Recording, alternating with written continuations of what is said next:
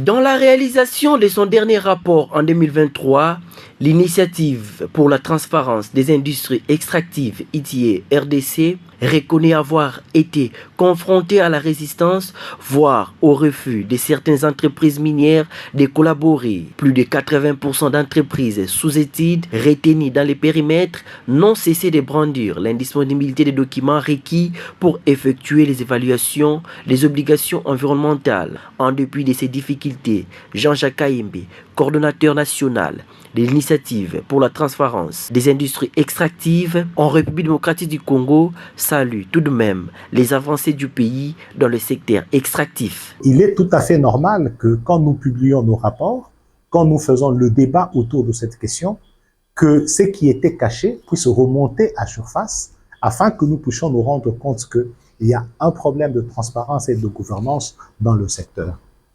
C'est vrai que nous sommes en train de travailler sur la question.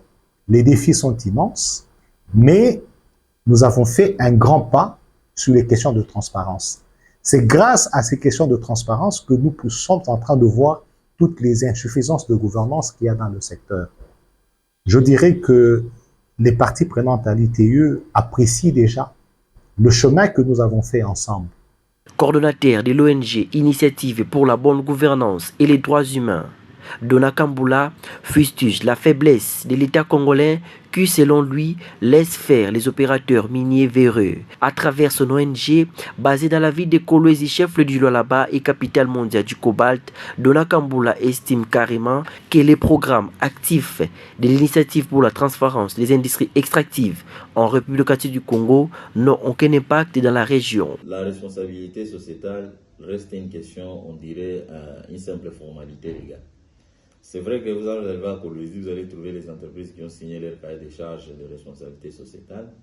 Cependant, sur le terrain, les projets qui sont réalisés dans le cadre de la responsabilité sociale de l'entreprise n'arrivent pas toujours à contribuer contre la lutte, à contribuer à réduire la pauvreté. Dans les zones d'exploitation minière, comme je l'ai dit, il existe beaucoup de pauvreté. Les gens n'ont pas accès, par exemple, à l'eau potable, les gens n'ont pas l'accès à l'énergie électrique. Les gens n'ont pas accès à un système sanitaire plus ou moins adéquat. Ces rapports, dont la plupart des recommandations sont adressées à l'État congolais, mais la RDC face à ses responsabilités. Les autorités du pays sont dès lors appelées à veiller scrupuleusement au respect des cahiers des charges soumis aux entreprises minières, privées et étatiques pour le bien-être et le développement des communautés locales.